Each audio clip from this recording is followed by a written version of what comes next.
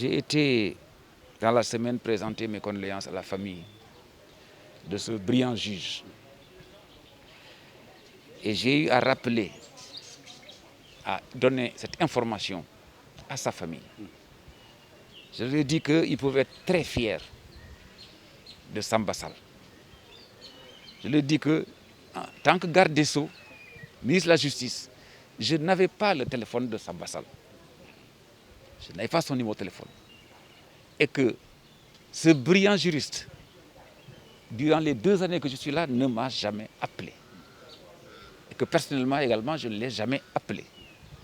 Donc c'est vous dire que c'était un doyen des juges exemplaire. C'était quelqu'un qui avait son serment chevillé au corps. C'était un juge totalement indépendant.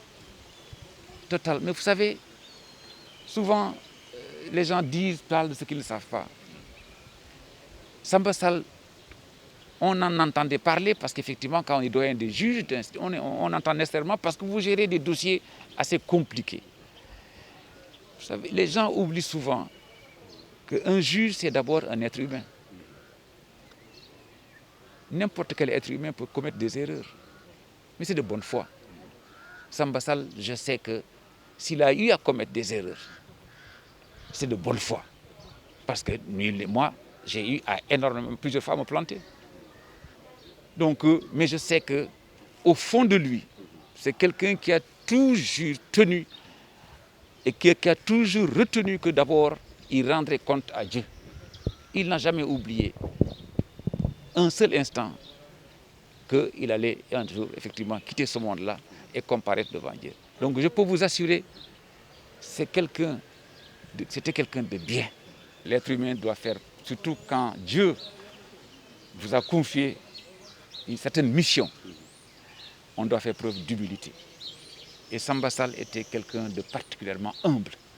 Je peux vous assurer que, comme vous l'entendez, 80% des gens, même au niveau du palais, ne le connaissaient pas. C'était quelqu'un d'une simplicité, mais vraiment remarquable. C'est quelqu'un qui a tenu à respecter son serment jusqu'au dernier jour. Jusqu'au dernier jour. Et je pense que devant ces personnes-là, et surtout dans notre pays, nous sommes croyants au Sénégal, qu'on soit musulman ou qu'on soit chrétien, quand quelqu'un meurt, la seule chose à dire, c'est paix à son âme. Toute autre discussion, je pense, est indécente.